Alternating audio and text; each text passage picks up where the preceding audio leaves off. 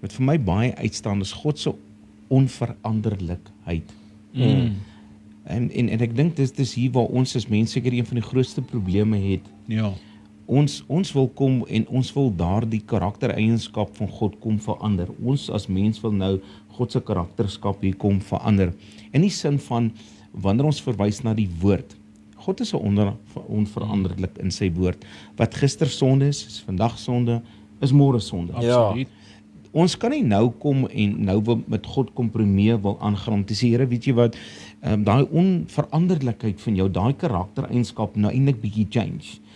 Jou wette van gister, ons is mens, wag nou, kom ons praat hieroor. Ja. En dis nie wie God is nie.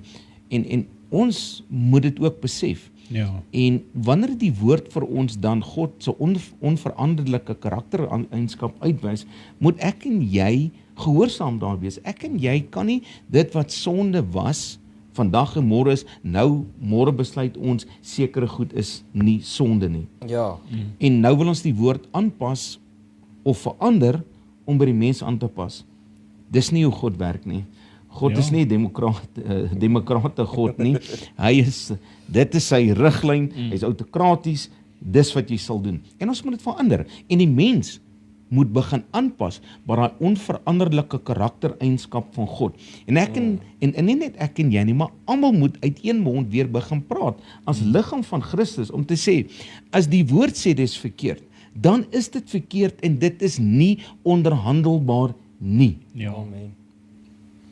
100% pastoor. 'n ding wat vir my ook uitgestaan het is dat omdat God nooit verander nie, dat dit sy karakter is, beteken dit ook vir my dat sy beloftes, sy doeleindes, dit het ook nooit verander nie.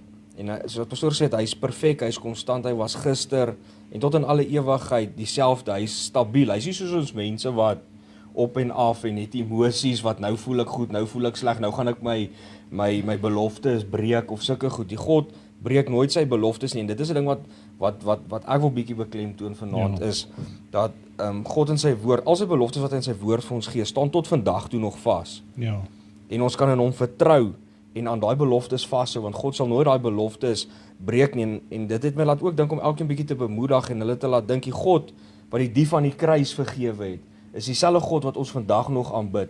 En elkeen wat nog hier kyk, dit is nie vir hulle te laat om te besef dat daai God wat van die Bybel is nou nog dieselfde God. En as hy daai dief van die kruis kan vergewe, kan hy jou ook nou nog vergewe. En al daai beloftes wat daar gegee is vir ons as kinders van die Here, staan tot vandag toe, en ons kan aan dit ook vashou, want dit gaan ook nooit verander nie. En absoluut.